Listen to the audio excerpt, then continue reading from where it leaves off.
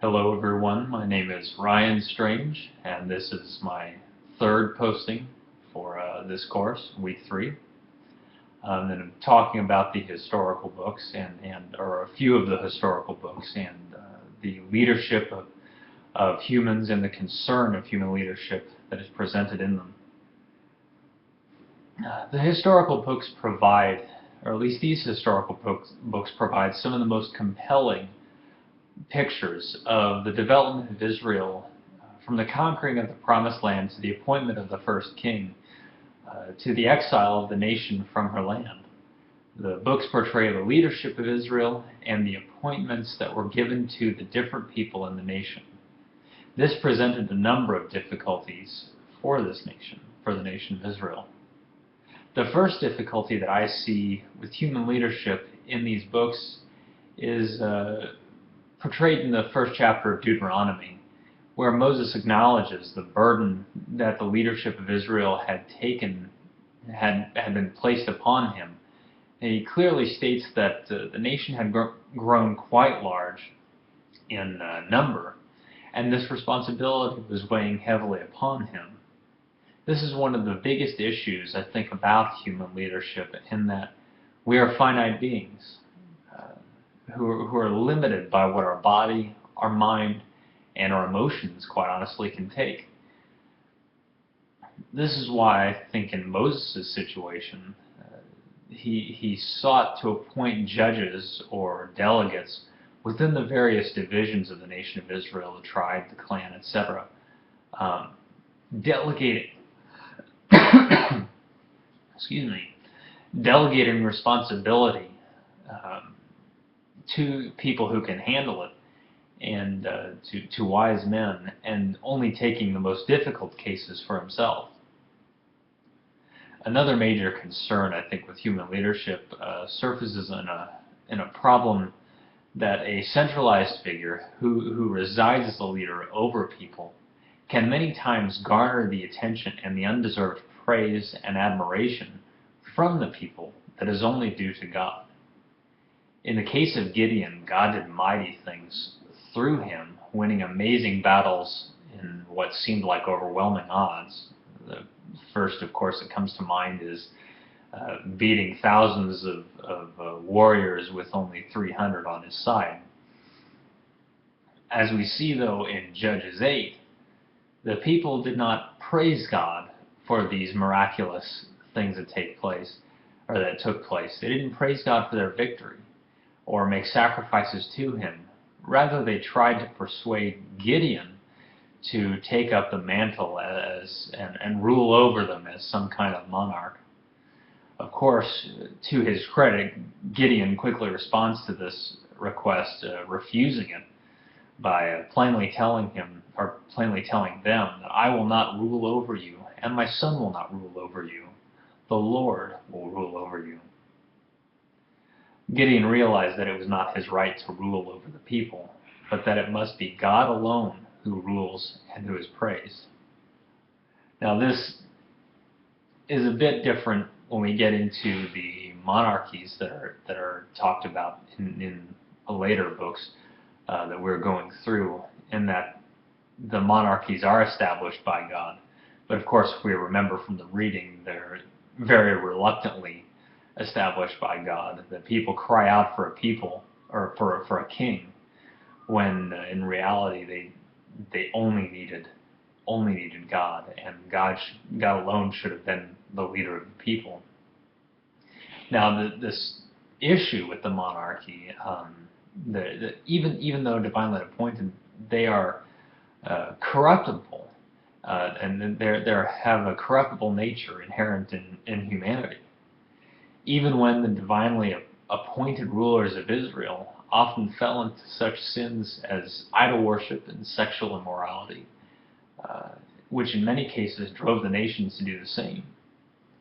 We see this most clearly in the accounts of Saul and David and Solomon, although there are many other illustrations of the various kings, even in the Davidic line, who fell to idol worship, eventually, of course, leading to the exile from the land.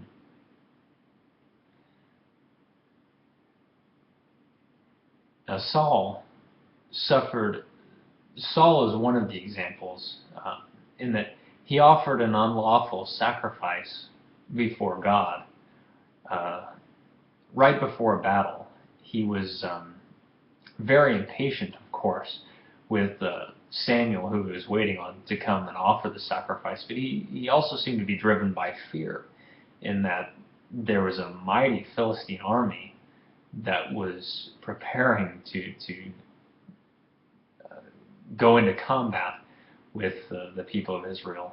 And he, in his fear and in his haste, unlawfully offered a sacrifice, which was really his undoing, in that that particular event was the turning point in his monarchy. Basically, Samuel comes to Saul and says, as a result of this, your line will no longer rule Israel, that it will not be established forever, but that God has established someone else whose line will have the throne of Israel forever. Of course, we see that he was also driven mad with power. He pursued David in jealousy, when, of course, he figured out that David was to take over as the monarch of Israel. But he pursued David. He tried to harm David on multiple occasions, which eventually led to his death. Not David's hand, of course, but at the hand of another.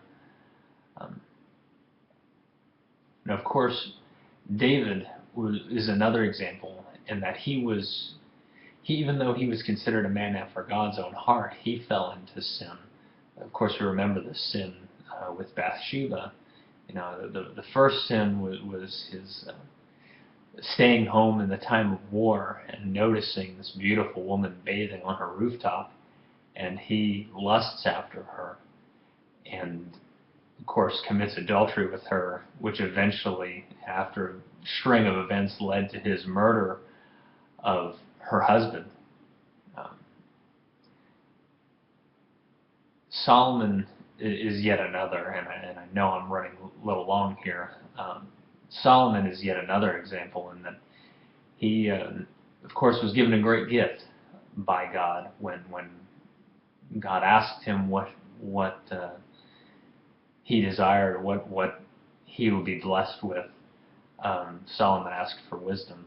Of course, Solomon received wisdom, becoming the wisest king that ever ruled Israel.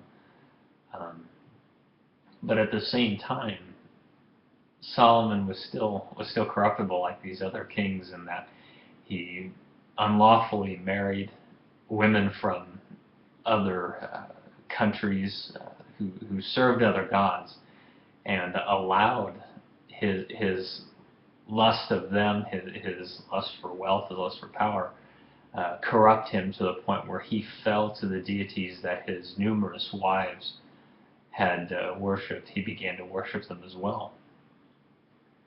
Now, this is why no king was above his own lusts. I mean, these are examples that no king, no ruler was above his own lusts of the flesh, and it was only submission to God, through submission to God, that the king was able to function properly. This is why, honestly, the nation began as a theocracy that we see early on in the Scriptures. God knew the corruptible nature of humanity and the weaknesses that every human has to deal with in leadership, and that putting a king or any leader in charge would open Israel and these nations and these groups up to the same fate that so many other of the nations that they had met with had faced. Now, this does not mean that leadership in and of itself is bad, or that human leadership is bad, but that it begins with complete submission to God.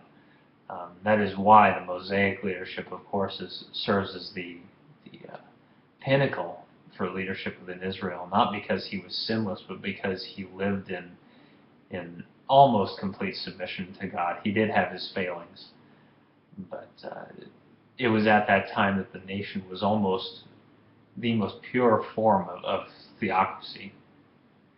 When the nation was led directly by God, of course, amazing things took place. And the same is true of today. If we as leaders and future leaders in the church submit ourselves to God and his leading, we will see amazing things take place for the sake of God and his kingdom. Thanks.